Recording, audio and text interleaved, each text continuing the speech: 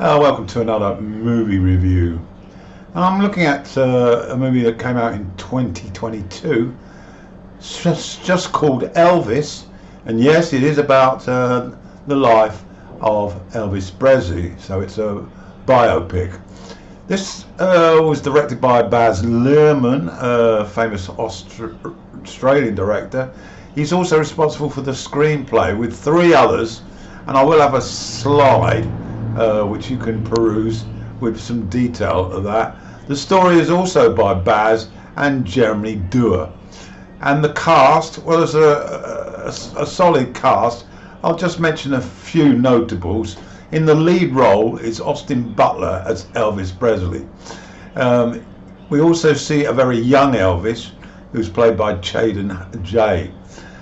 The second crucial lead role is Colonel Tom Parker, who is played by Tom Hanks.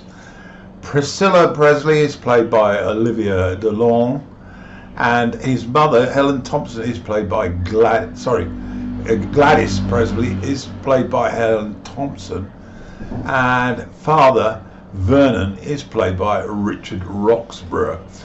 We have a few musicians in this movie.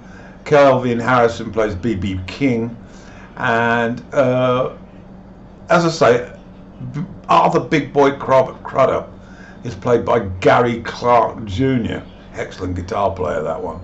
And as I say, there will be a slide with full cast, so you can peruse at that.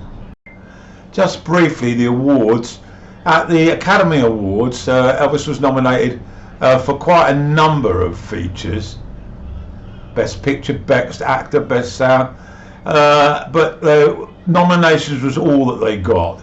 Other nominations included 9 at the British Academy Film, and 4 winners and 1 for Austin Butler as lead actor.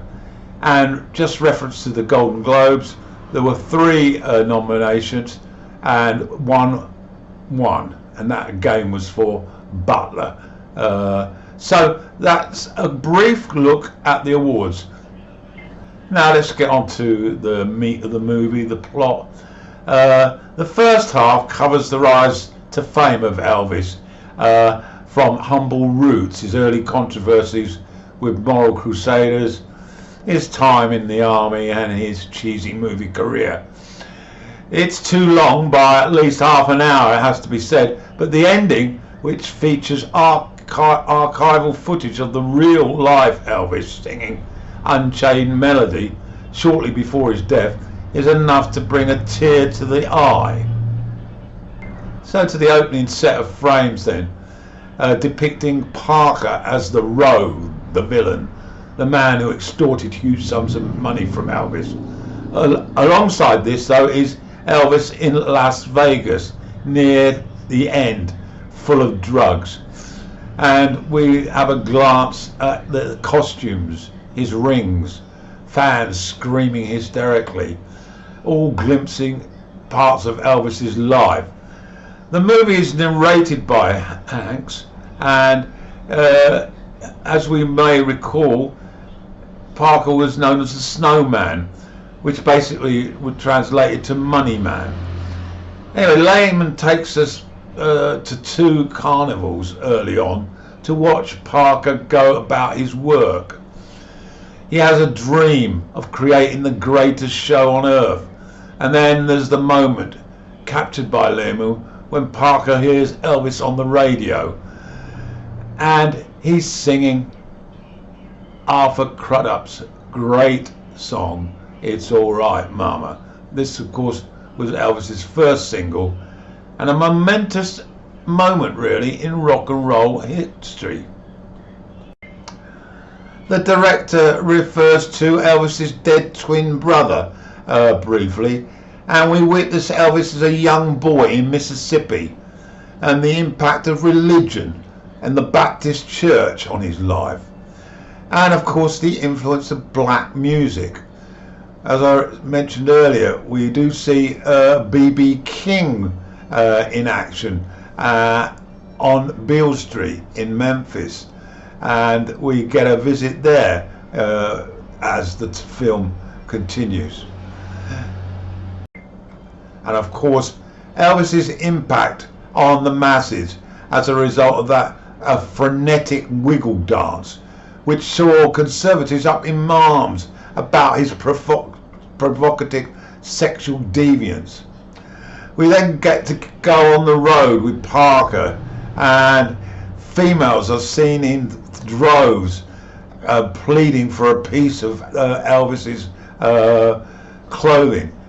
And this is when Elvis starts to use drugs to try and cope with this hysteria. There's a very interesting scene when Parker sells the concept of merchandise to Elvis's family. We have this notion of making badges. I love Elvis on one, and the opposite, I hate Elvis, on the other. This is what he did really.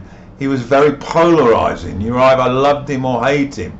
And then of course the other little bits of merchandise, like those infamous teddy bears, etc. We also see Elvis go into town to a club, and this is where Little Richard is singing.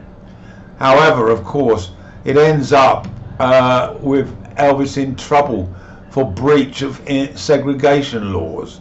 Yeah, politics and race are highlighted in this film.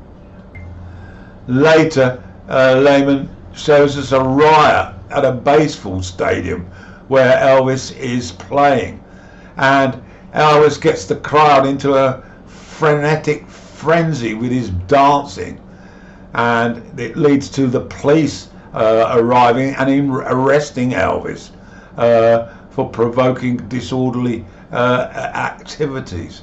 It's all rather amusing for us now, but way back in the mid-50s, this was what it was like. His dancing was considered to be highly provocative. So this created a problem for Parker, really, and so what he did was he precipitated Elvis's move into the US Army by getting him to sign up. 2 years in Germany, we saw Elvis disappear.